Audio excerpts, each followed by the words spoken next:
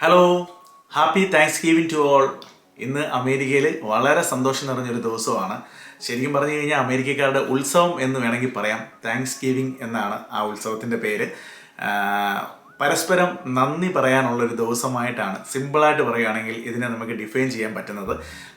1621 pilgrims എന്ന് പറയുന്ന ഒരു ഭാഗം ഗോത്രവർഗ്ഗക്കാർ അമേരിക്കയിൽ വരികയും ആ വരുന്ന കാലഘട്ടത്തിൽ ഒരുപാട് ബുദ്ധിമുട്ടുകളാണ് അവർക്കുണ്ടായത്. അതായത് ജീവിക്കാൻ കാലാവസ്ഥയായിട്ടും രോഗങ്ങളായിട്ടും വിളവെടുക്കാൻ, അതായത് ഭക്ഷണത്തിനൊക്കെ ആയിട്ട് ഒരുപാട് ബുദ്ധിമുട്ടി നിൽക്കുന്ന ആ സമയത്ത് അവിടുത്തെ സ്വദേശികളായിട്ടുള്ള ആൾക്കാർ അവരെ സഹായിക്കുകയും അതിൻ്റെ ഫലമായി അവർക്ക് സർവൈവ് ചെയ്യാൻ പറ്റുകയും പിന്നെ നെക്സ്റ്റ് ഇയർ ആയപ്പം അവർ വിളവെടുത്തതിൻ്റെ ആദ്യത്തെ ഒരു പങ്ക് ഇവരെയൊക്കെ വിളിച്ച് സ്വദേശികളെയൊക്കെ വിളിച്ച് ഒരുമിച്ചിരുന്ന് ലഞ്ചും ഡിന്നറൊക്കെ ഒരുമിച്ച് കഴിക്കുകയുണ്ടായി. അത് പിൽക്കാലത്ത് താങ്ക്സ് ഗിവിംഗ് എന്ന് പറഞ്ഞ ഒരു ഹിസ്റ്ററിയിലോട്ട് വരാനും പബ്ലിക് ഹോളിഡേ ആയിട്ട് ആ ദിവസം പ്രഖ്യാപിക്കുകയും ചെയ്തു.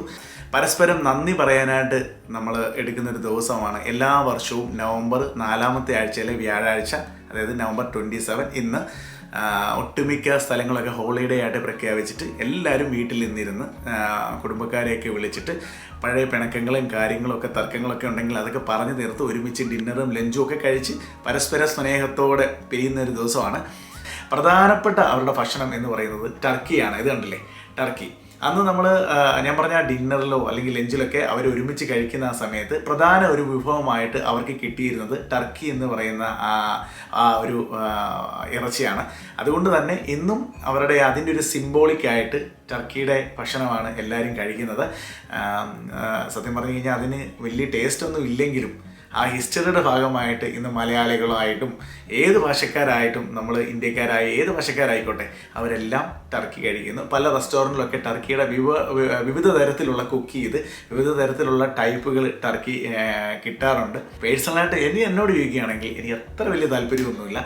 ഞാൻ ആലോചിക്കാറുണ്ട് ആ ദിവസം ടർക്കിക്ക് പകരം വല്ല കോഴിയോ അല്ലെങ്കിൽ ആടോ അല്ലെങ്കിൽ പന്നിയൊക്കെ ആയിരുന്നെങ്കിൽ നമുക്ക് കുറച്ചും കൂടെ ടേസ്റ്റായിട്ട് കഴിക്കാം എന്ന് കരുതിയിരുന്നു. ഇനി എന്തായാലും എല്ലാവർക്കും ഒരു നല്ല താങ്ക്സ് ഗിവിംഗ് ആശംസിക്കുന്നു. ഇനി ഇതിനെക്കുറിച്ച് അറിയാൻ മേലാത്തവർക്ക് ജസ്റ്റ് ഒരു എക്സ്പ്ലനേഷൻ എന്ന് കരുതിയാൽ മതി. ഞങ്ങളും ആദ്യമായിട്ട് വരുമ്പോൾ ഇതൊന്നും അറിയില്ലായിരുന്നു. പിന്നെ പയ്യെ ഓരോരുത്തർ പറഞ്ഞും കേട്ടുമൊക്കെയുള്ള അറിവാണ്.